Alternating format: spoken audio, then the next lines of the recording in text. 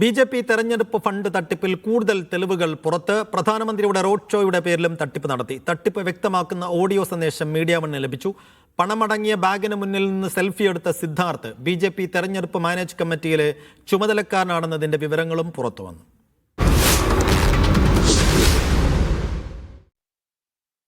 നിയമസഭാ തെരഞ്ഞെടുപ്പ് കാലത്തെ ബി.ജെ.പി ഫണ്ട് തട്ടിപ്പിലെ കൂടുതൽ വിവരങ്ങളാണ് പുറത്തുവരുന്നത്. താഴേക്കിടയിലെ നേതാക്കൾ മുതൽ സംസ്ഥാന നേതൃത്വത്തിലുള്ളവർ വരെ തട്ടിപ്പിന്റെ കണ്ണിയിലുണ്ട്. കൊടിവാങ്ങിയതിലെ ലക്ഷങ്ങളുടെ തട്ടിപ്പിന് പുറമെ പ്രധാനമന്ത്രി നരേന്ദ്രമോദിയുടെ റോഡ് ഷോയ്ക്കായി കട്ടൗട്ട് വാങ്ങിയതിൽ കമ്മീഷൻ പറ്റിയതിന്റെ ശബ്ദരേഖയാണ് ഒടുവിൽ പുറത്തുവരുന്നത്. ഒരു സംസ്ഥാന നേതാവും തിരുവനന്തപുരം ജില്ലാ നേതാവും തമ്മിലുള്ള ശബ്ദരേഖയാണ് പുറത്തായത്. 8 ലക്ഷം രൂപയുടെ കട്ടൗട്ടിന് 16 ലക്ഷത്തിന്റെ ബില്ല് നൽകി ബാക്കി തുക വീതിച്ചെടുക്കാമെന്നാണ് ഇരുവരും തമ്മിലുള്ള സംഭാഷണം. പിന്നെ മറ്റത് 8000 പീസ് അടിക്കണം ഡൈക്കട്ട്. അതിൽ പാതി നമുക്കും പാതി അവർക്കും 8 രൂപ അവർക്കും 8 രൂപ നമുക്കും. 8000 പീസ് മറ്റേ ഡൈക്കട്ട് അടി ഡൈ അല്ലാത്ത മറ്റേ സ്ക്വയർ ഇല്ലടാ. 8000 പീസ് അതായത് 10-12 ലക്ഷം രൂപ. 8 രൂപ നമുക്ക് 8 രൂപ വരും.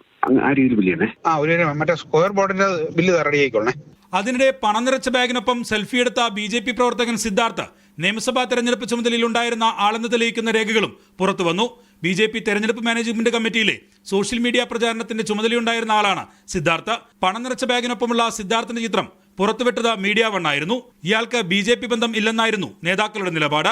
Media one, Thiruvananthapuram.